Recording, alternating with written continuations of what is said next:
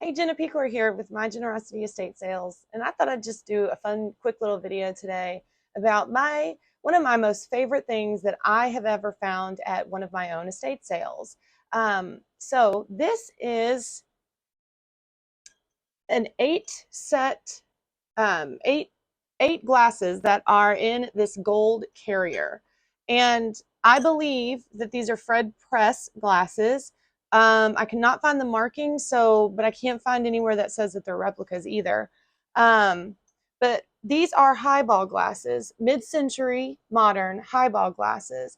And Fred Press was a very high-end designer of cocktail glasses back in the 60s.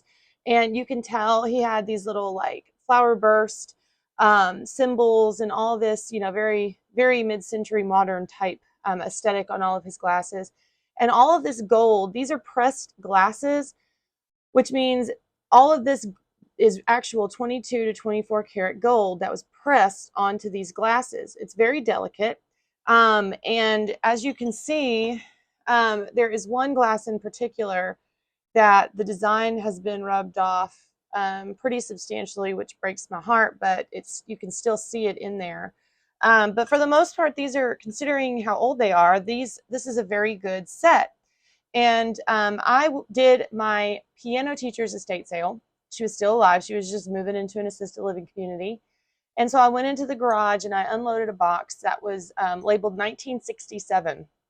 And I opened it up and it was just tons of newspaper in it that basically was like disintegrated because I don't even know how long that box had been in there. And I opened these up and I'm like, oh, these are very, very cool. So at the time, I lived in a mid-century modern ranch style home, a large home, and it was very Frank Lloyd Wright-esque architecture, lots of black lava rock and things like that. There was a lot of the guy that built my house actually back in the 60s when he built my house. He was at one point in time a developer of Six Flags, an early developer of Six Flags, and there was several parts of that house that kind of felt very like they were from the Spanish part of Six Flags. So it just had that really cool old vintage feel when you walked in.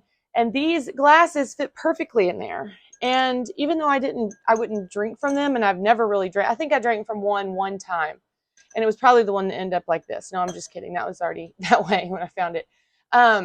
But I just never did drink out of them. I just had them there because I used to do a lot of entertaining, and I just thought they were very cool and they were a cool conversation starter.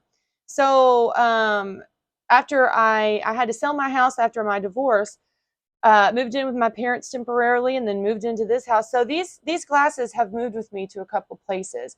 Considering how difficult or how delicately you have to pack them, I must have really loved them to have not gotten rid of them before now.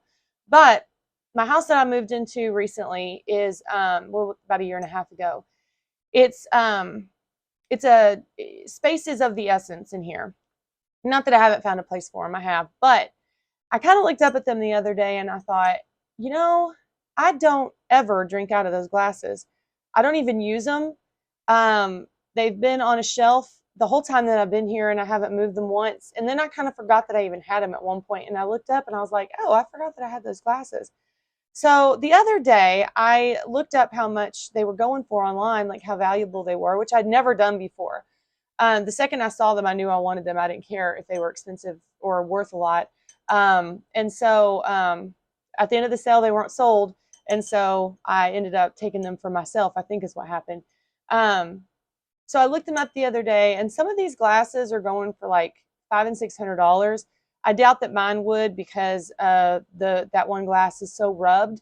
But even the ones that have minor uh, wearing of the gold, they're still going for a couple $100s a piece. And I thought, I think that I don't live in a mid-century modern house anymore.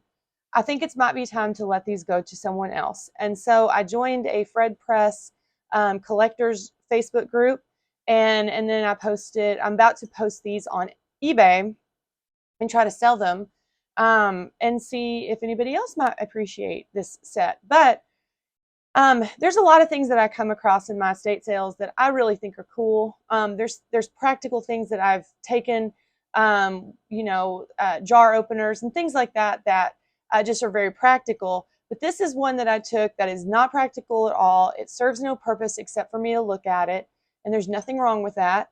But every single item has a purpose and a time. And like the 60s song says, to every season, turn, turn, turn.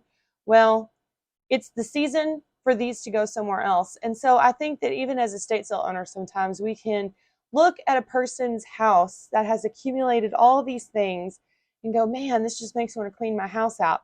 But still have those things that we kind of hold on to for sentimental reasons.